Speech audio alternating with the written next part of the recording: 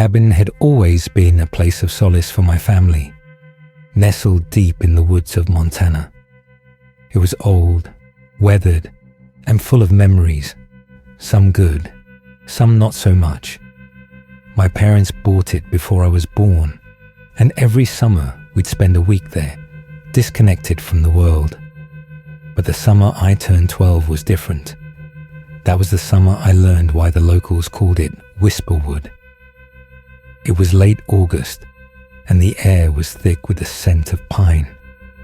My younger sister Emily and I had spent the day exploring the woods, building forts, and chasing each other through the trees. As the sun dipped below the horizon, casting long shadows across the clearing, we decided to play one last game of hide and seek before dinner. Emily was it, and I ran off to find the perfect hiding spot. I ventured deeper into the woods than usual, drawn by the faint sound of running water. I'd never noticed a stream there before, but the sound was unmistakable. As I followed it, I stumbled upon an old, crumbling structure, a hunting blind maybe, or some kind of shed. It was barely standing, its wooden planks warped and splintered, but it was the perfect hiding spot. I crouched inside, listening for Emily's footsteps. Minutes passed, and the woods grew eerily quiet. No birds, no rustling leaves, just silence. Then I heard it, a faint whisper, so soft I almost thought I'd imagined it. It sounded like my name. I froze, my heart pounding. "Emily," I called out, but there was no response. The whispering grew louder, more insistent. It wasn't just my name now. It was a jumble of words I couldn't quite make out. My skin prickled as I realized the voice didn't sound like Emily at all. It was deeper, raspier, like the wind scraping against bark.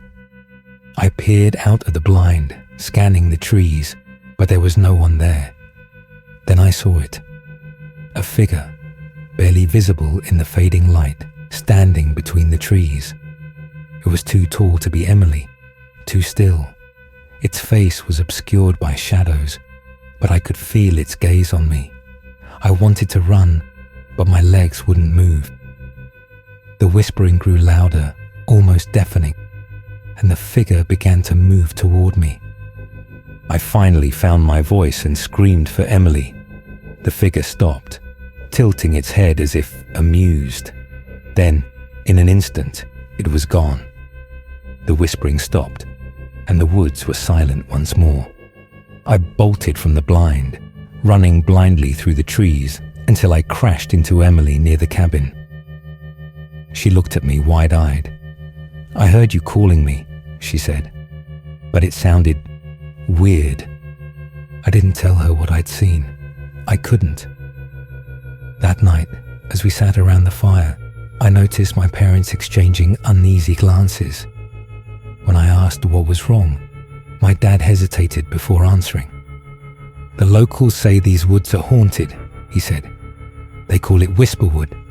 They say if you hear the whispers, it's already too late." I didn't sleep that night, and the next morning, we packed up and left the cabin early. We never went back, but sometimes, late at night, I still hear the whispers, and I wonder if whatever I saw that day is still waiting for me in the woods. Thank you for watching. If you enjoyed this video, don't forget to like, share, and subscribe for more chilling tales of the unexplained. Until next time, stay curious and stay safe.